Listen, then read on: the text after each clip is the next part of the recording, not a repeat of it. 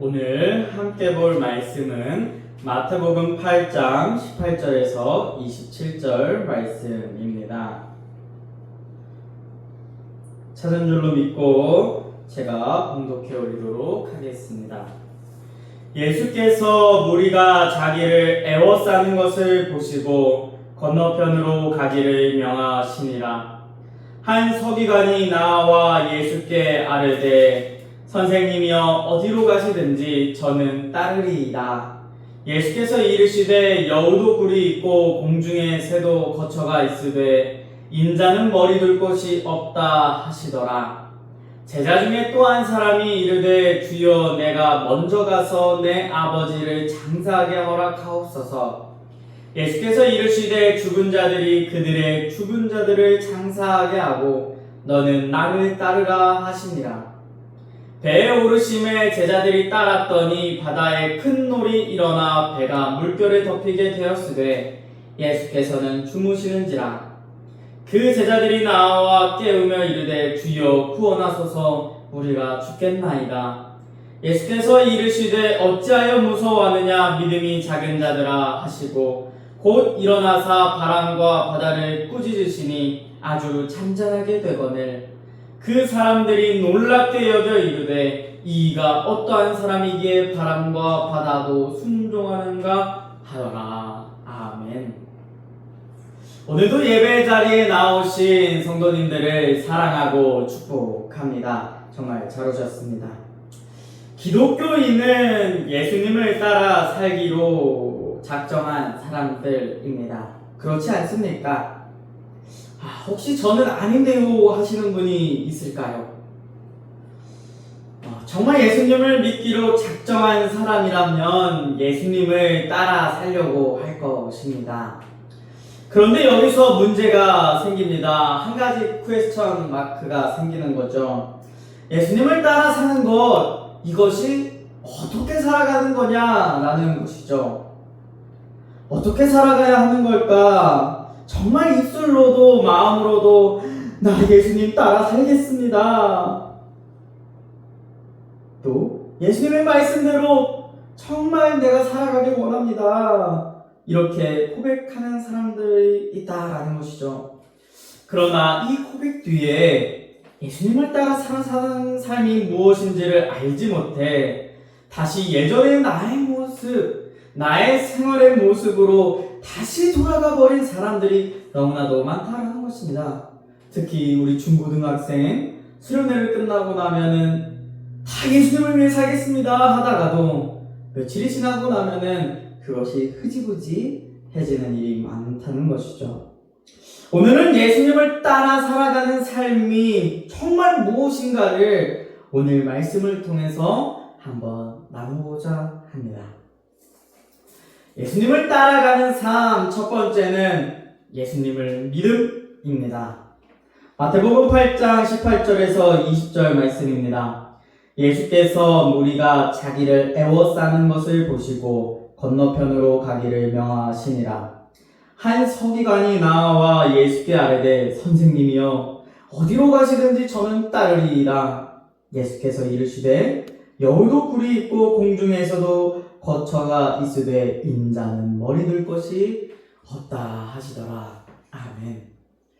예수님께서 이제 가버나움에서 베드로의 장모님을 고쳐주시고 귀신 들린 사람, 병든 자들을 다 고쳐주시는 것을 오늘 8장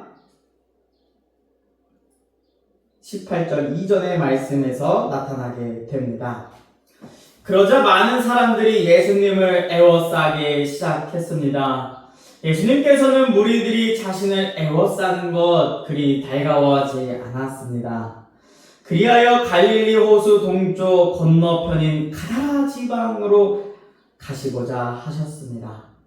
이때에 한 서기관 한 명이 예수님께 다가옵니다. 예수님께 자신도 예수님을 따르겠다 결단하며 다짐하며 나오는 것이죠. 그런데 예수님께서는 뭔가 질문에 맞지 않는 듯한 말씀을 해주십니다. 여우도 굴이 있고 공중의 새도 거처가 있으되 인자는 나는 아무것도 없다라고 말입니다. 이것이 예수님이 가난하다라는 의미보다 예수님을 따르는 삶이 정말 거초도 없이 피곤한 삶, 고난과 역경을 동반하는 삶을 이야기합니다. 예수님을 따르기로 결정한 한 서기관에게 예수님께서 원하시는 것은 자신을 따르면 동반되는 피곤한 삶, 고난과 역경이 따르는 삶을 견뎌낼 수 있겠냐라는 것이었죠. 왜 예수님께서는 예수님을 따르는 삶을 살아가겠다고 이렇게 고백한 이에게 어디든지 따라가겠다는 이 서기관에게 이러한 말씀을 하셨을까요?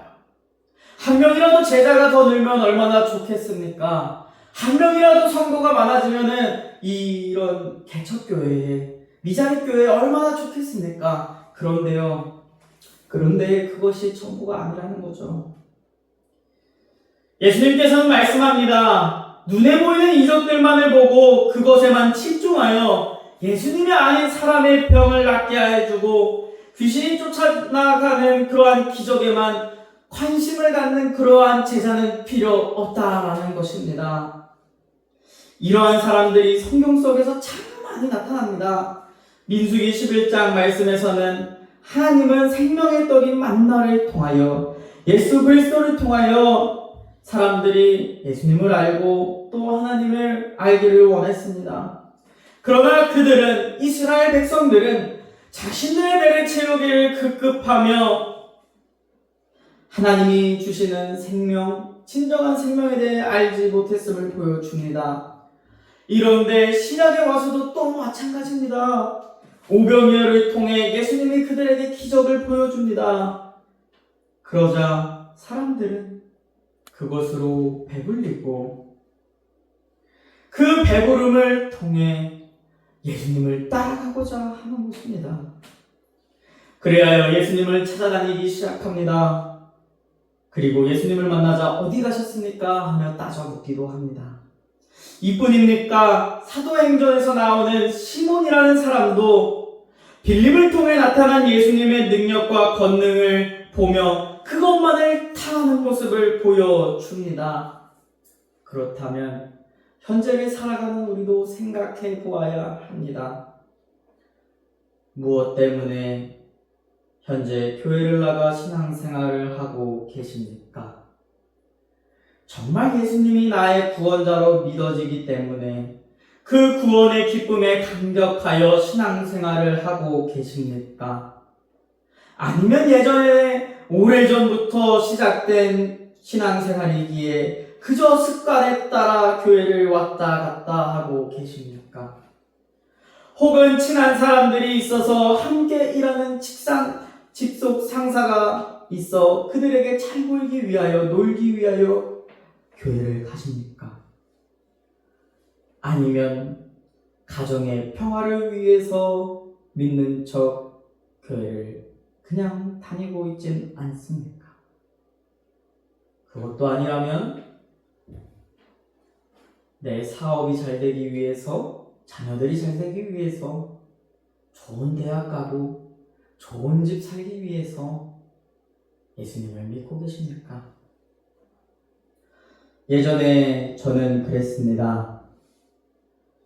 어머니가 예수님을 너무나도 잘 믿으셔서 교회를 안 가면 용돈을 안 준다 하고 또 파리채로 맞기도 했었습니다. 얼른 준비하고 교회 가라고 하면서 그렇게 신앙생활을 했습니다. 그때 저를 돌아보면 저도 가정의 평화를 위해서, 또 내가 맞지 않기 위해서, 또 용돈을 받기 위해서 그저 교회를 왔다 갔다 했을 뿐인 것 같습니다. 예수님께서 말씀하신 여우도 굴이 있고 공중에 새도 거처가 있으되 인자는 머리 둘 것이 없다 하시다라는 것이 이 시대를 살아가는 그리스도인들에게 정말로 생각해 보아야 할 문제라는 것입니다. 고난과 역경이 와도 피곤한 삶으로 내몰릴지라도 정말 예수님을 따르기를 원하는가 라는 것입니다. 사랑하는 성도 여러분, 우리 예수님을 믿는다고 결단한다면 어떠한 고난과 역경이 찾아올지라도 피곤한 삶으로 내몰릴지라도 우리 예수님을 믿는 믿음으로 예수님 따라갑시다. 예수님을 믿는 믿음이 없다면 다 포기하고 싶어질 것입니다. 다 하기 싫어질 것입니다. 교회의 헌신과 봉사도, 하나님의 말씀 성경을 읽는 그 시간도, 기도를 통해 하나님을 만나고 영적인 호흡을 하는 그 시간마저도 믿음이 없다면 다 버릴 거라는 것이죠. 그렇기에 예수님을 따라가는 삶, 그 삶에는 반드시 예수님을 믿는 믿음이 절대적으로 필요하다는 것입니다. 예수님을 따라가는 삶 두 번째는 예수님만을 따르는 삶입니다. 마태복음 8장 21절에서 22절 말씀입니다. 제자 중에 또 한 사람이 이르되 주여 내가 먼저 가서 내 아버지를 장사하게 허락하옵소서. 예수께서 이르시되 죽은 자들이 그들의 죽은 자들을 장사하게 하고 너는 나를 따르라 하시니라. 아멘. 오늘 말씀에서는 제자 중 또 한 사람이 나타나게 되죠. 이 사람은 아버지의 장례를 치를 수 있도록 다녀오는 것을 예수님께 허락을 받게 됩니다. 예수님은 이것을 보시고 그래 다녀와라, 아버지가 돌아가셨어, 빨리 다녀와 하는 것이 아닌 죽은 자들을 장사하게 하고 제자 너는 예수님 나를 따라라 라고 하십니다. 우리나라의 장례식을 보면 3일, 5일, 7일장 등으로 하며 고인의 지위가 높을수록 장례식 기간이 길어지는 경향이 있습니다. 그러나 유대인들은 시신을 장시간 묻지 않은 상태로 두는 것은 고인에 대하여 불경으로 여기게 됩니다. 영혼은 이미 하나님께로 갔는데 육신을 오랫동안 붙잡아 두는 것이 고인에게 모독이라고 생각한 것 같습니다. 유족에게 부끄러움이라고 생각도 한다고 합니다. 그렇기에 오늘 말씀에서 이 제자는 아버지의 장례를 치르기 위하여 가고자 한 것이죠. 임종이 가까워져도 그 자리를 지킨다고 합니다. 오늘 이 말씀을 잘못 이해하면 예수님께서 장례를 치르지 말라라고 받아들일 수도 있을 것 같습니다. 그러나 그러한 이야기가 아닙니다. 예수님을 따르는 삶 가운데서 정말 우선순위가 무엇인가에 대하여 말씀하고 있는 것입니다. 즉, 예수님을 따라가는 것을 우선시할 것인가, 혹 세상의 일을 우선시할 것인가를 말씀하고 있다라는 것이죠. 정말 그렇습니다. 그리스도인들은 예수님을 믿는다며 시작한 예수님을 따르는 삶 가운데서 그리스도인들에게 시험과 유혹이 참 많다는 것을 저도 아직 30년밖에 되지 않았는데 많은 것을 경험하게 됩니다. 저도 어렸을 때 친구들이 주일날만 되면 그렇게 놀러 가자고 이야기를 많이 했었습니다. 그때마다 많이 흔들렸고 또 교회를 가자고 하는 어머니를 원망했던 것 같습니다. 이러한 것들이 그리스도인이라면 다 겪는 상황들 아닙니까? 세상 사람들은 주말 동안 실컷 놀고 먹자라고 이야기하는데 우리 그리스도인들은 예배가 우선이기 때문에 그것들을 다 포기하고 세상 친구 삼지 않고 친구들을 더욱더 애통하는 마음으로 그들을 위하여 기도해주고 그런 것들이 그리스도인 아닙니까?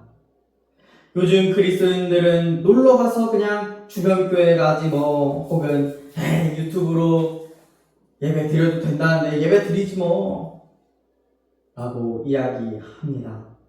저는 이것이 맞지 않다고 생각합니다. 자기 합리화라 생각하죠. 주일은 거룩하게 지키는 것으로 나의 오락과 유흥을 위하여 사용하는 날이 아니기 때문입니다. 그렇게 나를 위해 가족들을 위해 여행 가서 예배 드리면 된다? 이것은 맞지 않다라는 것입니다.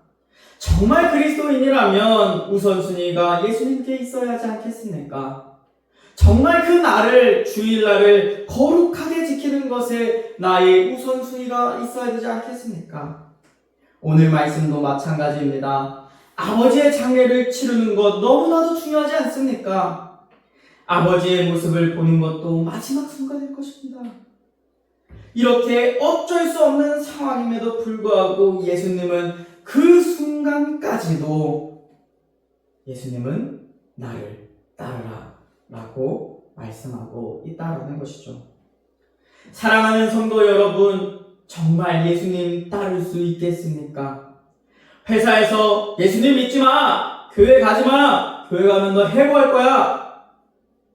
라고 한다면 정말 단호하게 그들에게 예수님 믿는 믿음 포기할 수 없습니다 하며 그들에게 과감히 나의 믿음을 또 예수님을 선포할 수 있겠습니까?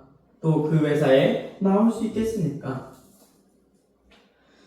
그 회사에서 나오더라도 하나님이 예수님을 선택했기 때문에 하나님이 새로운 직장을 주실 것이라는 그러한 믿음이 있냐라는 것입니다.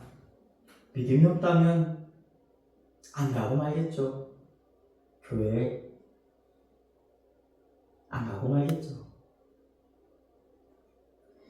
또한 그뿐만이 아닙니다. 가족의 결혼식이나 장례식이 주일에 생기게 된다면 예배 포기하지 않고 또 정말 예배 드리는데 온 마음과 온 정성을 다할 수 있겠냐는 것입니다. 에이, 하루 정도 빠진다고 무슨 일 있나요? 회개 기도하면 되죠 라고 생각하며 살아가는 사람도 있을 것 같습니다. 정말 예수님을 따르는 삶은 예수님이 따라오라 할 때에 모든 것을 다 버리고 예수님께 갈 수 있냐라는 것입니다.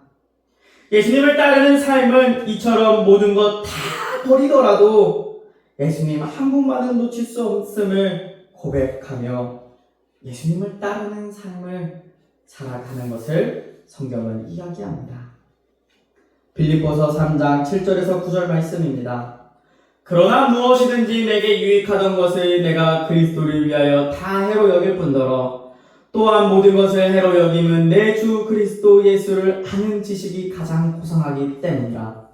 내가 그를 위하여 모든 것을 잃어버리고 배설물로 여김은 그리스도를 얻고 그 안에서 발견되려 함이니 내가 가진 의는 율법에서 난 것이 아니요 오직 그리스도를 믿음으로 말미암는 것이니 곧 믿음으로 하나님께로부터 난 의라. 사도 바울과 같이 내게 유익했던 것들 예수님을 위하여 다 해로 여길 줄 알아야 합니다. 그러한 사람만이 예수님 안에서 발견되며 예수님을 믿는 자, 예수님을 따르는 자가 될 것입니다. 예수님을 따라가는 삶, 마지막은 두려워하지 않는 삶입니다. 마태복음 8장 23절에서 27절 말씀입니다. 배에 오르심에 제자들이 따랐더니 바다에 큰 놀이 일어나 배가 물결에 덮이게 되었으되 예수께서는 주무시는지라 그 제자들이 나와 깨우며 이르되 주여 구원하소서 우리가 죽겠나이다. 예수께서 이르시되 어찌하여 무서워하느냐 믿음이 작은 자들아 하시고 곧 일어나사 바람과 바다를 꾸짖으시니 아주 잔잔하게 되거늘 그 사람들이 놀랍게 여겨 이르되 이가 어떤 사람이기에 바람과 바다도 순종하는가 하더라. 아멘. 드디어 가다라 지방으로 가기 위하여 예수님과 제자들이 배에 오르게 되었습니다. 그때 예수님은 배에서 잠이 들었죠. 그때에 예수님이 잠든 그때에 바다에 큰 놀이 일어나 배에 물이 들어올 정도로 큰 파도가 일어났고 제자들은 그 큰 파도를 인하여 두려워했습니다. 그리하여 주무시고 계시던 예수님을 깨워 살려달라고 이야기합니다. 그리고 그렇게 깨어난 예수님은 파도를 보며 무서워하는 제자들을 보고 믿음이 작다라고 말씀하십니다. 그리고 나서는 바람과 바다를 꾸짖어 아주 잔잔하게 만들었다고 성경은 이야기합니다. 어찌 보면 인간적인 생각으로는 큰 파도가 치고 또 죽을까 하는 두려움이 생기면 당연히 예수님을 그렇게 흔들어 깨우는 거 지극히 평범해 보입니다. 그런데 예수님의 제자들이 정말 죽을까 하여 두려워하는 것을 보고 믿음이 작다라고 말씀하시는 것이죠. 책망하는 것입니다. 예수님을 따라가는 삶, 내게 어떠한 일이 닥쳐도 두려워하지 않는 삶, 또 두려워하지 않는 믿음이 필요함을 말씀하고 있습니다. 우리들은 왜 그렇게 걱정을 많이 하고 살아갈까요? 우리 그리스도인들도 세상을 살아가며 참 많은 걱정들을 가지고 살아갑니다. 두려워하며 살아가죠. 문제들이 생기면 특히나 더 걱정하고 두려워하며 살아갑니다. 그러나 예수님은 그렇게 살아가지 않을 것을 말씀합니다. 예수님을 믿기로 작정했고 예수님만을 따라 살아간다면 더 이상 세상의 어떠한 고난과 역경으로 인하여 두려워하지 말라는 것입니다. 어떻게 두려워하지 않을 수 있습니까? 두려워하지 않을 수 있는 이유는 바로 예수 그리스도가 우리와 함께이기 때문입니다. 예수 그리스도와 함께하기 때문에 우리는 두려워하지 않을 수 있는 것이죠. 문제가 생겨도 그 문제를 주님 앞에 가져다 놓으며 우리의 두려움을 없애는 것입니다. 오늘 말씀에서도 예수님은 제자들과 함께 했습니다. 그런데 제자들은 자신들이 죽을 것 같자 예수님을 믿는 믿음은 온데간데 없이 예수님께 살려달라 합니다.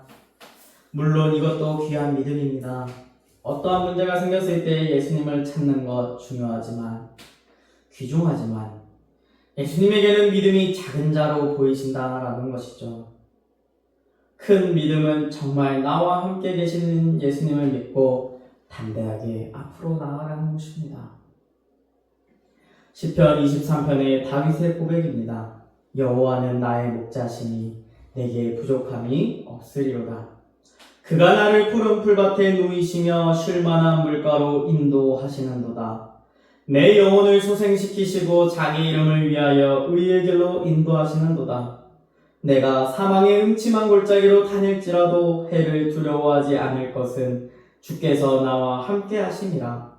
주의 지팡이와 막대기가 나를 안위하시나니 주께서 내 원수의 목전에서 내게 상을 차려주시고 기름을 내 머리에 부으셨으니 내 잔이 넘치나이다. 내 평생의 선하심과 인자하심이 반드시 나를 따르리니 내가 여호와의 집에서 영원히 살리로다. 아멘.